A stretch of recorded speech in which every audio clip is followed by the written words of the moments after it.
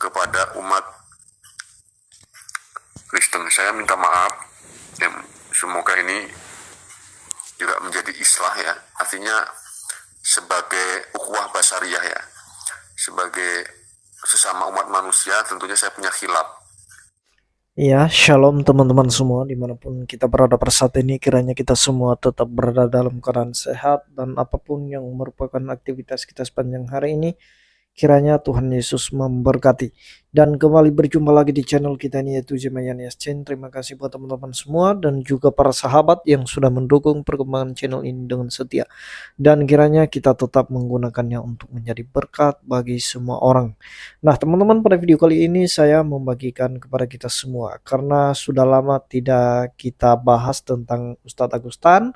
Tapi tiba-tiba saya melihat ada satu video dari dia di mana dia mengucapkan rasa minta maafnya kepada orang Kristen karena telah melakukan kesalahan. Saya juga kurang tahu apakah motivasinya minta maaf itu benar-benar sungguh dari hatinya atau karena memang dia benar-benar bertobat. Ada dua kemungkinan teman-teman. Bisa saja dia minta maaf karena memang dia benar-benar menyadari kesalahannya, dan juga bisa saja karena dia takut proses hukum akan dilanjutkan. Nah teman-teman, sebelumnya mari kita simak saja videonya yang berikut ini. Kepada umat Kristen saya minta maaf, semoga ini juga menjadi islah ya, artinya sebagai ukhuwah basariyah ya, sebagai sesama umat manusia tentunya saya punya khilaf kepada saudara-saudara Kristen. Saya meminta maaf. Dan sekali lagi itu memang kesalahan saya. Nah, semoga melalui permohonan maaf ini saya akan menjadi lebih baik. Apa yang saya lakukan sangatlah tidak benar ya, tidak baik ya. Tentunya memojokkan iman saya sendiri. Saya sangat menyesalkan hal itu ya. Cuma memang itu yang dilakukan oleh mereka dengan standar ganda dan propagandanya yang sering saya katakan tentang SPA itu ya, standar ganda, propaganda, dan adu domba.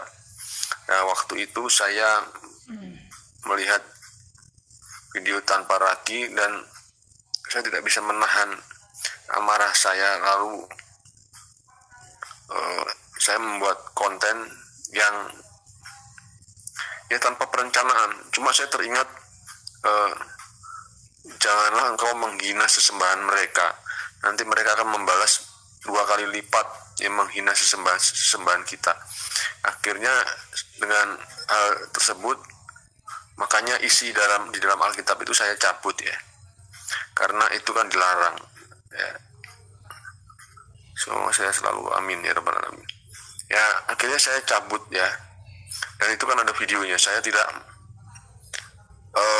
melakukan challenge itu dengan isi-isinya karena saya tahu waktu itu ya semacam ditegur gitu lah, bahwa itu teh nggak baik yang kamu lakukan Gus gitu kan. Cuma memang saya mengakui saya emosi, saya tidak bisa menahan diri dan saya jengkel bener dengan tanpa ragi. Video-video yang terakhir itu kan dikirimi banyak orang. Saya kok menurut Agus gimana nih pendapatnya ya, saya nggak bisa terima waktu itu ya. Jadi saya langsung melakukan hal yang tidak pantas, karena sekali lagi di dalam Islam itu tidak boleh melakukan amarah, kebencian yang begitu luar biasa. Saya menyesal, sangat menyesal. Nah jadi itu dia videonya teman-teman, dimana Ustadz Agustan setelah sekian lama dia menghujat kekristenan, menghina kekristenan, menghujat Roh Kudus, menghujat Kristus, membelokkan kebenaran firman Tuhan, dan terakhir kemarin dia menantang Tuhan dan mengkentutin Alkitab. Dan pada saat itu juga Tuhan menyatakan kuasanya. Dan orang Kristen tidak pernah benci dengan Ustadz Agustan. Ketika mereka melihat Agustan kemarin itu mengalami sakit usai menghina Alkitab atau menjelekan, merendahkan Alkitab dengan cara meletakkan Alkitab di pantatnya, ya orang Kristen semua justru mendoakan Ustadz Agustan supaya Ustadz Agustan itu sehat-sehat dan dipulihkan, disembuhkan dan juga supaya Ustadz Agustan pada akhirnya dia bisa bertobat. Nah, teman-teman, orang Kristen tidak pernah mengutuk Agustan, tidak pernah benci dengan Ustadz Agustan. Sebelum Agustan itu minta maaf kepada orang Kristen, itu jauh sebelumnya orang Kristen itu sudah memaafkan Ustadz Agustan. Tetapi mudah-mudahan dengan dia minta maaf ini merupakan kesadaran penuh dari hatinya, dan dia tidak mengulangi lagi perbuatannya yang sudah pernah dia lakukan, yaitu menghina, menghujat Roh Kudus. Nah, supaya jangan terulang lagi, teman-teman. Dan kita pasti akan menunggu buah dari minta maafnya itu. Apakah ketika dia sudah minta maaf sekarang dan besok tidak melakukannya lagi? Apabila nanti kemudian dia melakukannya kembali hal yang sama, maka kita percaya bahwa minta maaf tersebut bukanlah dari hati Ustadz Agustan, melainkan itu hanya supaya lolos dia dari jerat hukum. Karena kemarin sempat dia dilaporkan, dan karena orang Kristen melihat dia bahwa sudah mengalami stroke, dia duduk di kursi roda, justru orang Kristen kasihan melihat dia, dan orang Kristen mendoakan dia, bukan melaporkan dia. Jadi biarlah ini merupakan perbuatan atau minta maaf terakhir dari Ustadz Agustannya, dan juga kemarin itu merupakan perbuatan terakhir. Jangan sampai diulang lagi. Kalau dia mengatakan bahwa dia melakukan hal itu karena dia terpancing dengan tanpa ragi, karena pada saat itu tanpa ragi juga melakukan suatu tantangan atau menantang juga saudara-saudara kita yang sebelah. Tetapi tanpa ragi tidak sampai seperti Agustan meletakkan kitab suci di pantatnya, tidak sampai hati.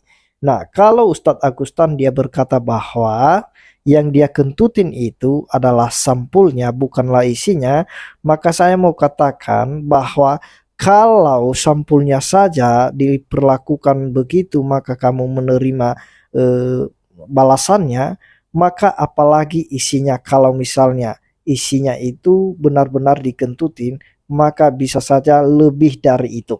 Jadi ini merupakan pelajaran bagi kita semua.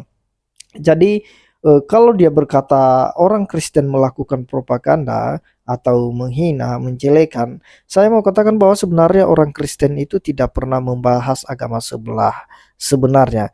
Tapi justru karena para mualaf-mualaf ini, ketika mereka sudah mualaf, maka yang mereka bahas adalah keyakinan lama mereka, menjelek-jelekan agama lama mereka, dan juga kitab suci yang mereka imani. Mereka berusaha membelokkan seperti Ustadz Kainama dan juga teman-temannya yang lain.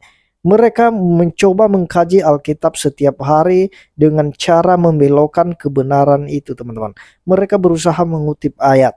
Mereka berusaha bagaimana agar orang tersebut tidak mempercayai bahwa Yesus itu adalah Tuhan. Justru kalau teman-teman semua nanti melihat video-video Ustadz Kainama, video-video para mualaf, justru kebanyakan mereka itu berusaha untuk menjelek-jelekan agama Kristen, menghina agama Kristen. Nah, sehingga orang Kristen nanti atau khususnya apologetik ketika mereka menanggapi hal itu, maka mereka tidak terima. Nah, kalau memang tidak mau ditanggapi, tidak mau dikomentari, ya janganlah kamu membahas kitab suci yang bukan keyakinanmu. Nah, jadi wajar apologetik Kristen menanggapi ketika Anda mengobok-obok kitab sucinya dan juga keyakinannya. Nah, orang Kristen hanya memberikan jawaban, hanya menanggapi, meluruskan apa yang sudah dibelokkan. Nah, jadi kalau masalah minta maaf, kita yakin bahwa semua orang Kristen pasti sudah memaafkan Ustadz Agustan, karena Tuhan berkata bahwa orang Kristen itu harus mengasihi Allah dan mengasihi sesama manusia. Dan sebagaimana di Alkitab dituliskan bahwa kita harus mengampuni orang yang bersalah kepada kita. Kenapa? Karena Allah terlebih dahulu sudah mengampuni kita. Kalau Allah sudah memberikan pengampunan kepada kita, mengampuni segala kesalahan dan dosa kita, maka oleh karena itu kita pun sebagai orang Kristen, kita harus mengampuni orang yang bersalah kepada kita. Jadi itu sudah hal yang wajar. Saya sudah sampaikan di beberapa waktu yang lalu teman-teman, bahwa Allah itu tidak berkenan kepada kematian orang fasik, tetapi Allah lebih berkenan kepada pertobatan mereka. Nah, jadi kalau misalnya ada saudara-saudara kita yang mualaf, ketika Anda mualaf, jangan lagi membahas keyakinanmu yang lama, jangan lagi membahas kitab sucimu yang lama, jangan menghujat keyakinanmu yang lama. Kalau misalnya Anda sudah mualaf, pelajarilah kitab suci yang baru Anda yakinin, perdalamlah itu, dan kemudian amalkanlah itu. Nah, itu namanya baru bertobat, namanya mendapat hidayah. Nah, kalau misalnya Anda meninggalkan agama lama kemudian masuk ke agama baru, dan juga Anda lebih jahat dari kehidupan yang lama, itu sama halnya itu bukan mendapatkan hidayah. Justru seharusnya ketika Anda berpindah dari keyakinan yang lama masuk keyakinan yang baru, harusnya ada perubahan yang baru, di mana Anda bisa menjadi lebih baik, bukan menjadi lebih jahat.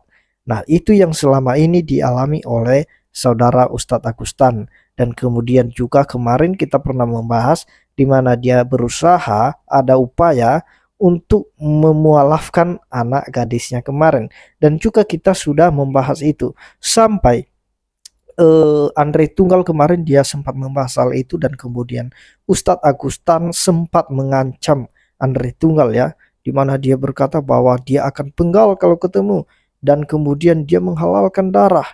Nah, itu kan perkataan-perkataan yang memang tidak mencerminkan orang yang mendapat hidayah atau orang yang sudah mendapatkan hidayah. Nah, jadi itu dia teman-teman. Kita lebih hati-hati lagi, lebih waspada. Nah, jadi kita semua orang Kristen tentu saja sudah memaafkan Ustadz Agustan, dan harapan kita ke depan kiranya Ustadz Agustan ini tidak melakukan hal yang sama lagi.